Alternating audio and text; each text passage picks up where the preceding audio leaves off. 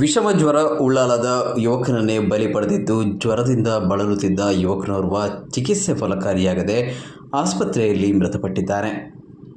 ಉಳ್ಳಾಲ ನಗರಸಭಾ ವ್ಯಾಪ್ತಿಯ ಅಕ್ಕರೆ ಕೆರೆ ನಿವಾಸಿ ಅಬ್ದುಲ್ ಅಜೀಜ್ ಉಸ್ತಾದ್ ಹಾಗೂ ಜಮೀಲಾ ದಂಪತಿಯ ಪುತ್ರ ಮುಜೈನ್ ಮೃತಪಟ್ಟ ಯುವಕನಾಗಿದ್ದಾನೆ.